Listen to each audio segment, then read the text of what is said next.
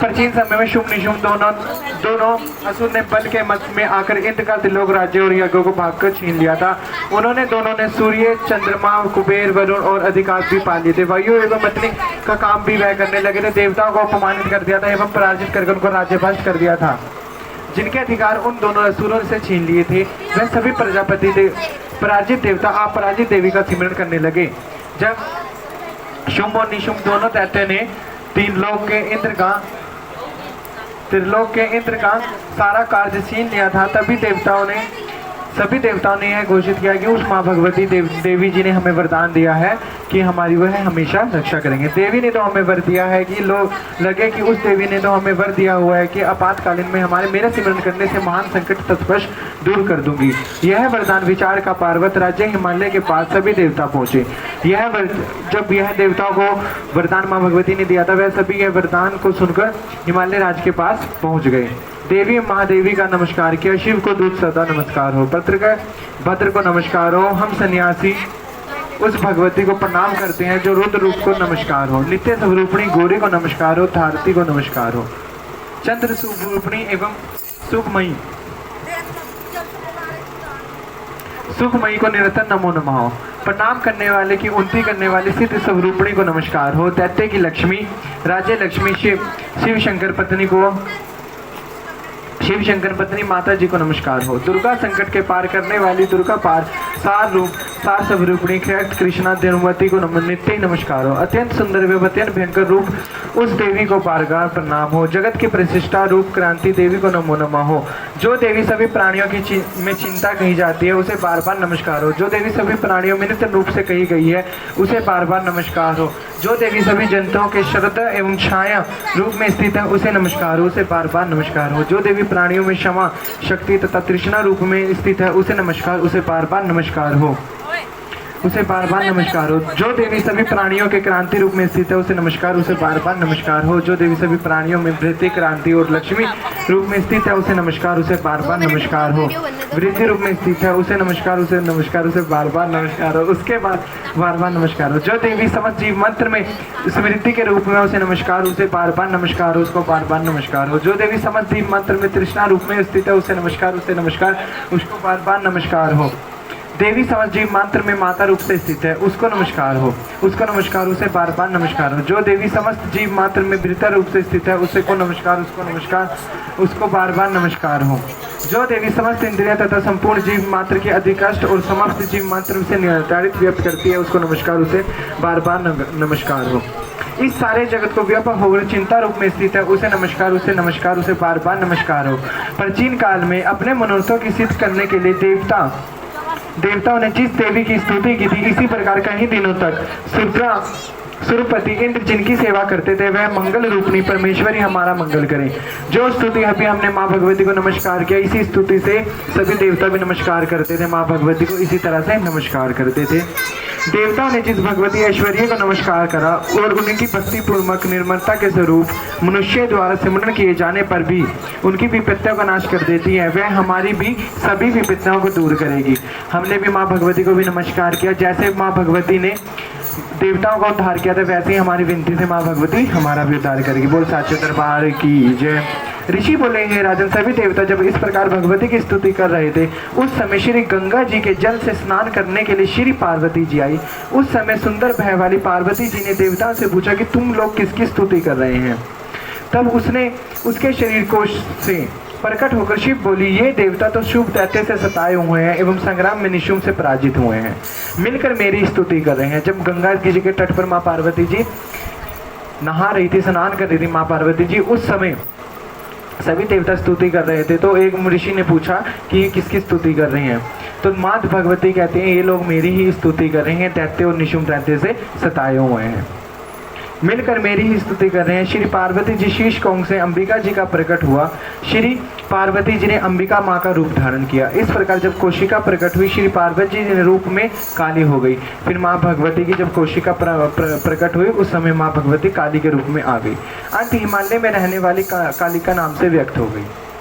उसके अनंतर शुभ निशुंभ से उनके अनंतर शुंभ और निशुंभ ने देवी को देखा जो उस समय परम सुंदर रूप धारण कर रही थी।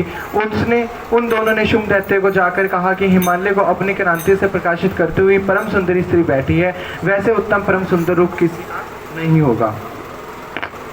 हे असुरराज, वह देवी कौन होगी, इस बात का आप ही पता लगाइए। जब उन लोगों को पता चला कि पर्वत पे एक बड़ी ही सुंदर स्त्री बैठी है, तो जितने भी मतलब निशुंभ और शुंभ की सेना थी, दैत्यराज की सेना थी, उन्होंने यह सोचा अपने ऋषि निशुंभ और शुंभ को बताया जाकर कि एक पर्वत पर बड़ी ही सुंदर स्त्री है जिसने सारे जगत को मोह रखा है। वह स्त्री क्या है? रतन है। उसको तो अंग भी बड़े मनमोहक है, उसकी दिव्य क्रांति से दिशाओं को प्रकाशित कर रही है। दैत्यराज, वहाँ तो बैठी हुई आप पर जाकर उसे देख सकते हैं। प्रभु, जैसे भी हो आप उसे ग्रहण करिए।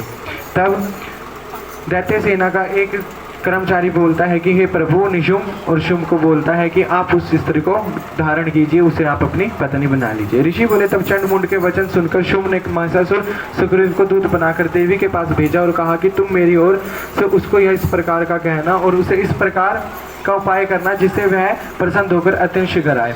चंड-मुंड दोनों माँ भगवती के पास जाते हैं और उनको कहते हैं कि ऐसे निशुंभ और शुंभ ने आपको बुलाया है, वह उसे आपकी पत्नी बनाना चाहते हैं। ऐसे ऐसे बात माँ भगवती को बोलती हैं। उसकी सभी देवताएं पराजित कर रखे हैं। अब आपके लिए जो संदेश है वह मुझसे सुनिए। उसने कहा कि सारे त्रिलोक में हो चुके हैं, सभी देवता अनर्थ हो चुके हैं, सभी आज्ञा प्रतीक में भी पा चुके हैं। माँ भगवती कहती है कि मैंने कसम खा रखी है, यदि कोई मुझे युद्ध कर जीत लाएगा मैं उसी के साथ विवाह रचाऊंगी। तो चंड और मुंड कहते हैं शुंभ और निशुंभ ने तो सभी को मार रखा है, देवता भी उसके सामने हार चुके हैं, देवता भी उससे नहीं जीत पाए हैं चंड मुंड से। तो तुम स्त्री भला कैसे जीत जाएगी? जितने देव गंधर्व एवं नाग के पास रत्न रूप वस्तुएं थी वह सबके सब है इस सुंदरी में मेरी हो चुकी हैं। चंडमुंड कहते हैं कि निशुंभ और निशुंभ के पास जितने भी हैं रत्न रूपी वस्तुएं भी निशुंभ और निशुंभ के पास हैं। हे देवी, अब हम तुमको स्त्रियों में रत्न मान रहे हैं, इस कारण अब आपको भी हमारे पास आ जाना चाहिए क्योंकि हम रत्नों के भोगित हैं। चंडमुंड कहते हैं कि हम स्त्रियों के जैसे सोनार को पता होता है सोना असली है नकली है, वैसे ही वो चंडमुंड कहते हैं कि हम स्त्रियों के भोगी हैं, हमें पता है कि कौन सी स्त्री की क्या कीमत है। कि मुझको अथवा मेरी परिक्रम भारतीय निशुंभ को इस दोनों में से किसी को भी वर लूंगी, क्योंकि तुम रत्न रूपी हो तो मेरे साथ विवाह कर लेना, मैं तुम्हें अतुल ऐश्वर्य प्राप्त होगा। चंडमुंड कहते हैं तुम निशुंभ या शुंभ दोनों में से किसी के साथ भी विवाह कर लेना। ऋषि बोले, जब इस प्रकार दूत ने देवी जी से कहा तब जगत को धारण करने वाली भगवती देवी जी गंभीर होकर मंद मुस्कुराकर बोली, हे दूत, तुमने जो कुछ कहा वह सत्य है। जब चंडमुंड ने यह सब माँ भगवती को बात सुनाई तो देवी माँ भगवती कहती है कि जो भी तुमने कहा ये बातें सच्ची है, इसमें कुछ भी झूठ नहीं है, तुमने जो कुछ कहा वह सत्य है, इसमें कोई झूठ नहीं है। इसमें संदेह भी नहीं कि शुंभ ने त्रिलोक का स्वामी है और निशुंभ भी वैसे ही है, इसमें कोई त्रिलोक भी, इसमें कोई शक भी नहीं है, इसमें कोई आकांक्षा भी नहीं है कि शुंभ और निशुंभ ने सारा कार्य इंद्र का छीन रखा है। किंतु मेरी प्रतिज्ञा हुई है कि उसे किस प्रकार से मिथुन करूंगी। प्रतिज्ञा हम इस प्रकार की है कि जो मुझे युद्ध में जीत लेगा मैं उसका अभिमान तोड़ दूं और संसार में मेरे सामने बलिदान हो, मैं उसी का अपना भतार बनाऊंगी। शुभ आए अथवा महिषासुर निशुंभ आ जाए, मुझे जीतकर जो भी मेरे को शीघ्रता पूर्वक ले जाएगा। दूत बोला, हे देवी, तुम्हें अभिमान है जो इस प्रकार की बातें मेरे सामने कर रही हो, भला कहीं त्रिलोक में कौन सा पुरुष है जो शुभ और अशुभ का वध कर सके। सारे देवता तो दूसरे दैत्य के सामना भी नहीं कर सकते, तो तू स्त्री होकर फिर अकेली बैठी युद्ध भूमि में इंद्र तक सभी देवता जिस शुभ आदि दैत्य के सामने ना ठहर सके, भले तुम स्त्री होते हुए उसके सामने कैसे ठहर सकेगी।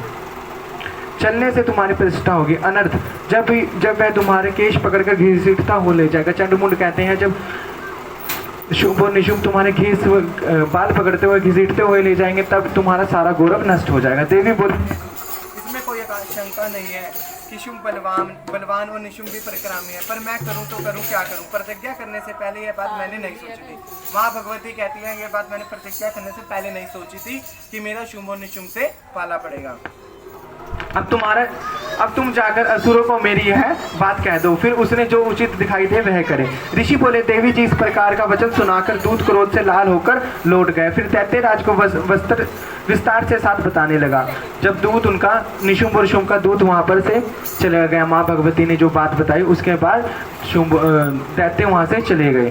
दूत के वचन सुनकर सुनते ही दैत्यराज क्रोध में आ गया। दैत्य की सेनापति द्रुमलोचन से बोला, हे द्रुमलोचन, तुम देर मत करो, अपनी सेना के साथ वहां जाकर उस दुष्ट के केश पकड़कर बलपूर्वक घसीटते हुए यहाँ से जल्दी ले आओ। उसकी यदि कोई भी वहां दूसरी उपस्थिति हो या चाहे वहां देवता यम गंधर्व कोई भी हो, उसे भी मार डालो। तब निशुम बोलते हैं द्रुमलोचन को, वहां पर जो भी उसके अलावा कोई और भी स्त्री हो उसे भी तुम जान से मार दो, और देवता गंधर्व यश कोई भी हो उसे भी जान से तुम मार दो। पाते ही वह द्रुमलोचन दैत्य 60,000 असुरों की सेना लेकर शीघ्र चल पड़ा। 60,000 सेना लेकर वह लड़ने के लिए चल पड़ा और ऊंची आवाज से बोला, अरे तू शुभ और निशुम के पास चली जा। यदि अभी भी प्रसन्नता पूर्वक मेरे स्वामी के पास चली जाएगी तो समन रखेगी, तुझको बालों से पकड़कर घसीटते हुए बलपूर्वक मैं नहीं ले जाऊंगा। तब द्रुमलोचन माँ भगवती से कहता है कि अभी भी तू खुशी से अपनी खुशी से प्रशंसा से शुंभ और निशुंभ के पास चली जा, नहीं तो मैं बाल पकड़ता हुआ खींचकर नहीं लेकर जाऊंगा। देवी बोले, इसमें शय नहीं कि तुम्हारे दैत्यराज ने भेजा है। माँ भगवती कहती कि इसमें कोई आकांक्षा नहीं है कि तुम्हें शुंभ और निशुंभ ने भेजा है, मुझे पता है तुम्हें शिव और निशुंभ ने भेजा है। तुम स्वयं भी बलवान हो, बड़े ही भारी सेना के साथ भी आए हो। इस प्रकार की दशा में मुझे बलपूर्वक ले भी जाओगे तो तुम्हारा क्या कर सकते हो? अगर तुम मुझे बलपूर्वक ले भी जाओगे तो मेरा क्या कर सकते हो? माँ भगवती ये बात बोलती है। ऋषि बोले, जब इस प्रकार का उसे उत्तर मिला तो द्रुमलोचन असुर देवी की ओर दौड़ा। तब तो देवी जी अंबिका ने हुंकार के शब्द से उसे भस्म कर दिया। फिर तो असुरों को क्रोध में आ गई बड़ी सेना तथा अंबिका जी ने एक दूसरे पर बाण शक्तियों से प्रसाद आदि वर्षा आरंभ कर दी। इधर देवी जी का वाहन सिंह भी कुपित होकर जब उन दोनों के बीच में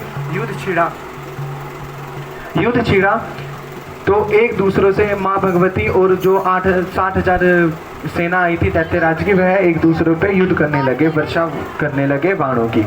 इधर देवी जी का वाहन सिंह भी कुपित होकर भयंकर नंद करते हुए अपने बाल झटकाता हुआ असुरों की सेना पर झुलक पड़ा।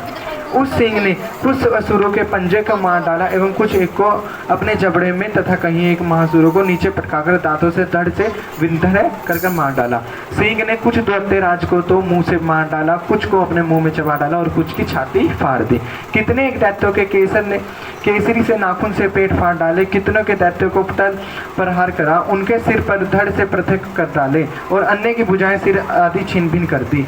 कितनों के पेट फाड़ कर गले के बाल फटकाते हुए सिंह ने रुद्रपन किया। अत्यंत कुपित हुई देवी जी के वाहन बलवान सिंह ने क्षण भर में दैत्य की सेना का क्षण कर दिया।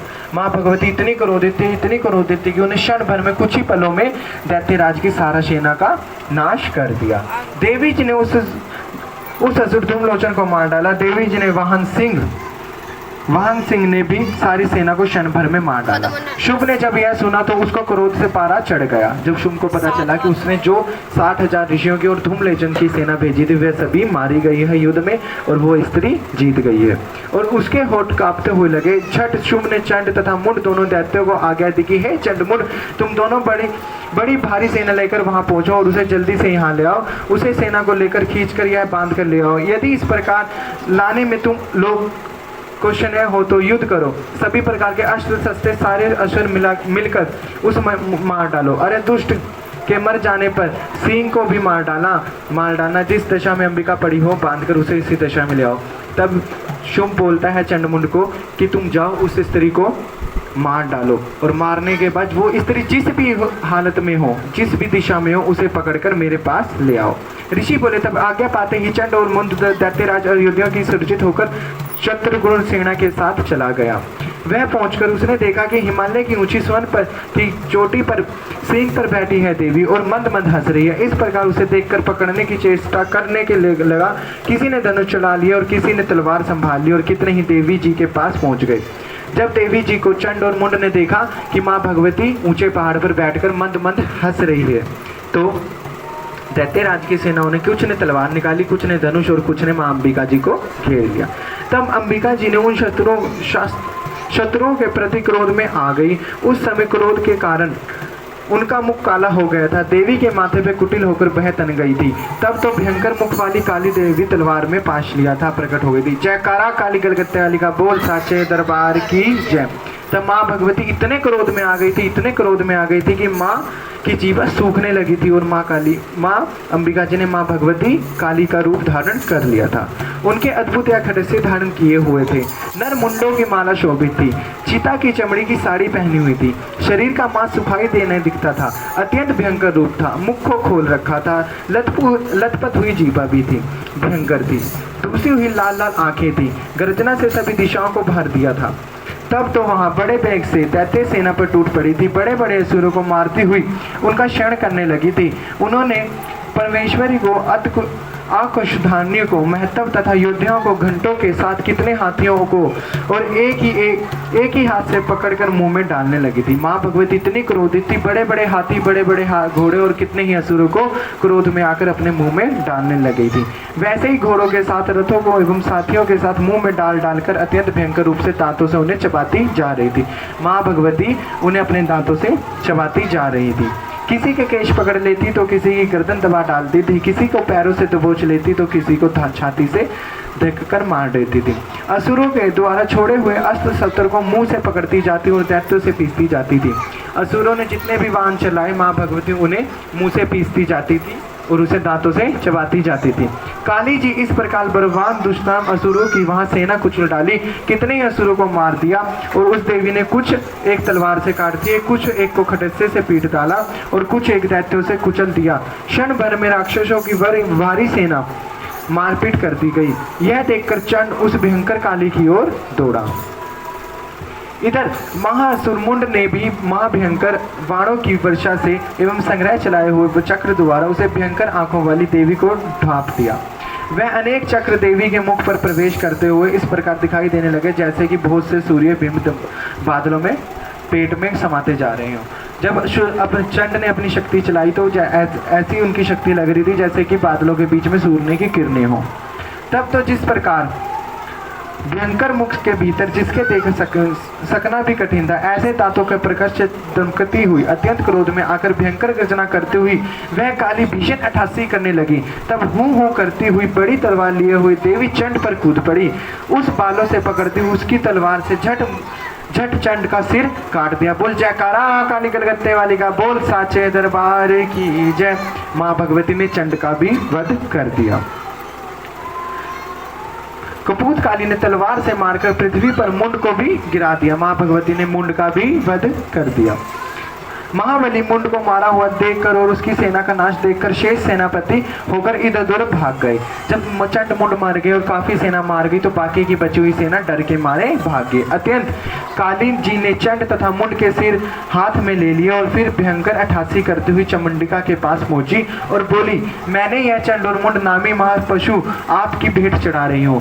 माँ भगवती ने काली माँ ने अंबिका जी के पास जाकर चंड और मुंड की भेंट चढ़ाई।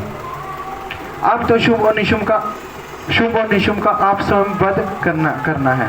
ऋषि बोले, अपने सम्मुख लाए गए चंड मुंड महासुरों को देखकर कल्याणी चामुंडिका काली से ललित वचन बोली, हे देवी काली के, तुमने तो चंड मुंड को लेकर मेरे पास आई हो, इसी कारण लोक में चामुंडिका नाम से व्यक्त हो जाएगी। बोल जयकारा काली कलकत्ते वाली का, बोल साचे दरबार की जय। जयकारा चामुंडा रानी जी का, बोल साचे दरबार की जय। जब चंड मुंड को मारा और अंबिका जी ने काली माँ का नाम क्या रख दिया, चामुंडिका। बोल साचे दरबार की जय। बोल दुर्गा सप्तशती पाठ की जय। बाकी की कथा कल करेंगे और सभी ने आज मेरे को लग रहा है अगर ध्यान से सुनी हो तो कल क्वेश्चन पूछे जाएंगे और उसका भी आंसर आप लोगों को देना पड़ेगा। बोल साचे दरबार की जय।